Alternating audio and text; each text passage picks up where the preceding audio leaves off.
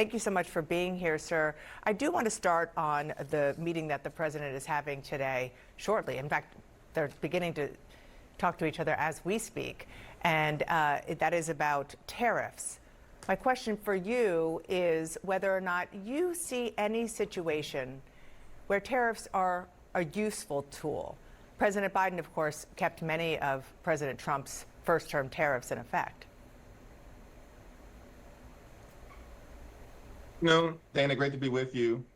As many of us have said on the Democratic side, tariffs, when appropriately utilized to promote American competitiveness, American jobs, as well as American businesses, can be one of several tools that the U.S. government can use in ways that are designed to help elevate economic prosperity. That's not this in terms of what is taking place.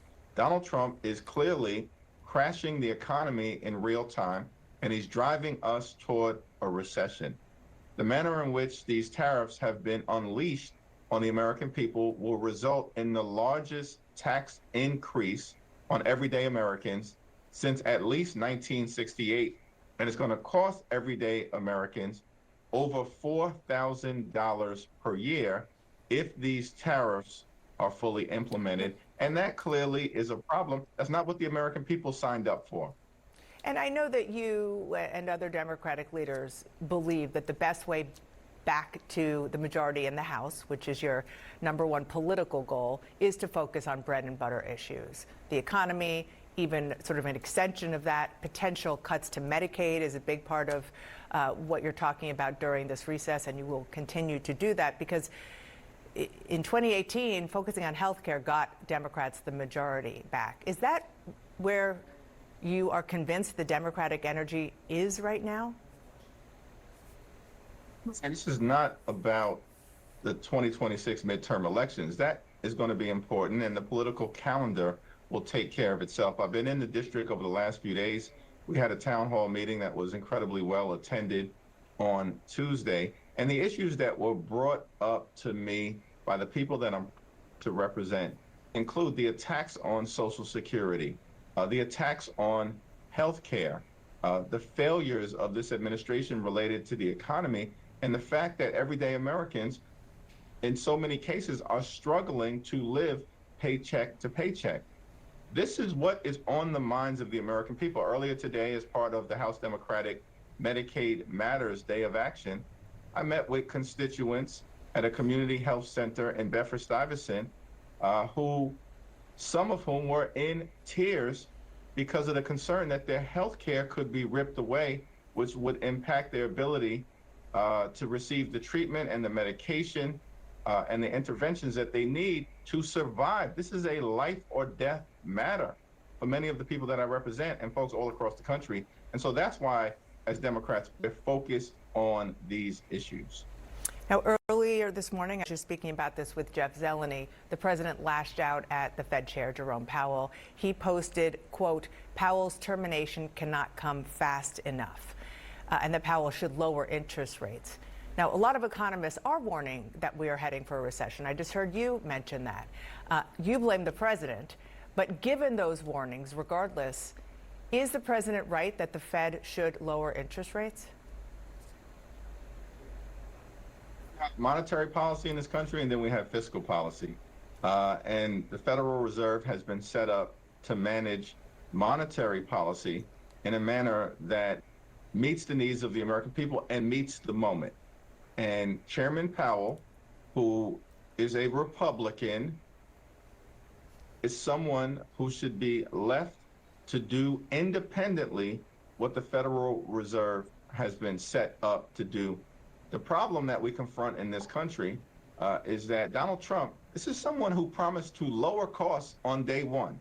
Not my words, his words. That he was going to deal with the high cost of living in the United States of America. And yet, we haven't seen from these Republicans a single bill, a single executive action, or a single administrative order designed to actually lower costs. And in fact, we know that costs aren't going down, they're going up. Inflationary pressure is going up, consumer confidence is going down, the retirement savings is going down, and the economy is going down as well because of the reckless fiscal policies of Donald Trump and House Republicans.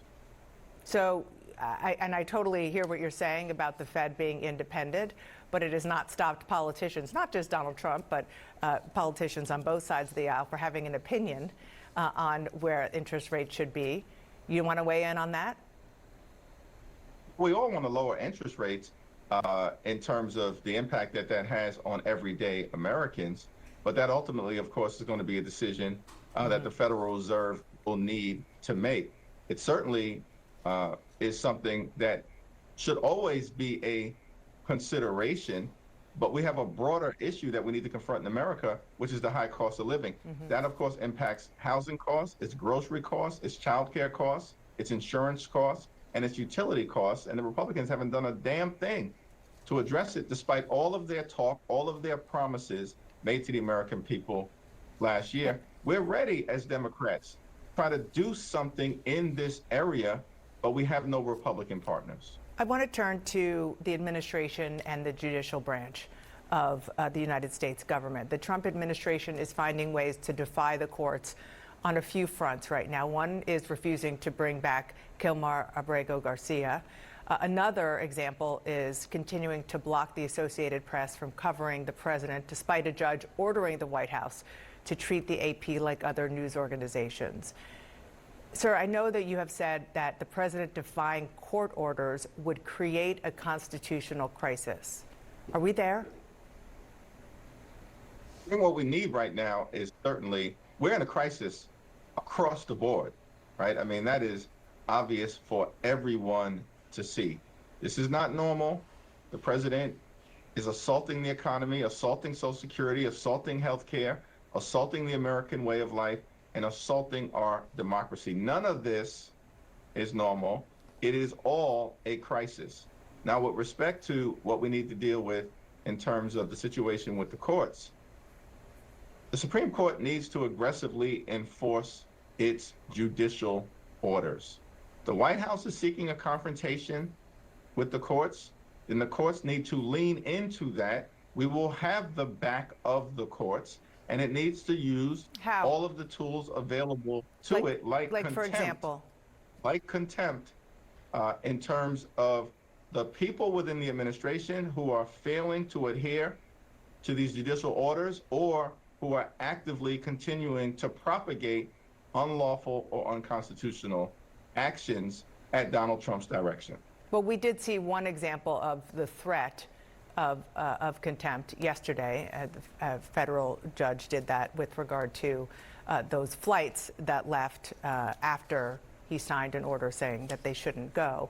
But you think that that threat should go all the way up to the Supreme Court, the highest court in the land? Well, in the case of Mr. Abrego Garcia, there was a Supreme Court decision that was issued. And so when you have a Supreme Court decision that was issued instructing the administration to facilitate Mr. Abrego Garcia's return, and it seems to me that ultimately the court is going to need to aggressively enforce its decision. When you've got lower courts who have issued orders, then of course the jurisdiction will fall with them. I just want to make sure I am understanding you right. Are you saying that the Supreme Court should hold President Trump in contempt, should hold his cabinet members who were involved in this in contempt? The Supreme Court needs to take a close look at enforcing its orders, and that is generally going to involve not the president, of course, at this moment in time, but is going to involve cabinet secretaries and other administration officials who are responsible for the actual execution of these orders or the non-compliance. How is that not a constitutional crisis? Of course, the courts are going to have to be. I said that we are in a crisis across the board. We are in a crisis across the board in every way possible, including the assault on the democratic way of life. Now, the courts are going to have to aggressively enforce its. We are in a crisis. We've apparently been in a crisis, I think, since January 20th, across the board. We're in an economic crisis. We're in a democracy crisis. We're in a crisis as it relates to the assault on healthcare, the assault on Social Security. None of this is normal. I just really want to get this in with you, and so forgive me, I just want to take about 30 seconds to play something for you, and that is Patty Morin. She spoke at the White House yesterday about her daughter Rachel. Rachel was killed in Maryland in 2023 by a fugitive from El Salvador. Take a listen. If you're a mother here in the room, can you imagine standing there alive? You're alive, and someone comes and puts their hands into your chest and rips out your heart? That's what it feels like to have a senator from Maryland who didn't even acknowledge or barely acknowledged my daughter and the brutal death that she endured, leaving her 5 children without a mother and now a grandbaby without a grandmother, so that he can use my taxpayer money to fly to El Salvador to bring back someone that's not even an American citizen. And she, of course, is talking about Senator Chris Van Hollen, who has gone to El Salvador to try to see a different man who has been living in his state. What's your reaction to what you just heard from her? Well, certainly, we deeply sympathize with any American, any individual who has experienced a loss of life of a loved one. Certainly those who have lost a child. No parent should ever be in a situation where they have to bury their children. But I think it's also important to zoom out and be very clear, at least from my perspective, that violent felons here unlawfully should be deported. We need to secure the border. We do have a broken immigration system. It does need to be fixed in a comprehensive and bipartisan way. At the same period of time, we are going to defend dreamers and farm workers and law-abiding immigrant families. That is part of who we are as Americans, both a nation anchored in the rule of law and a nation of immigrants from the very beginning. E pluribus unum, out of many, one. Hakeem Jeffries, Democratic leader of the House of Representatives, thank you so much for being here. Thank you.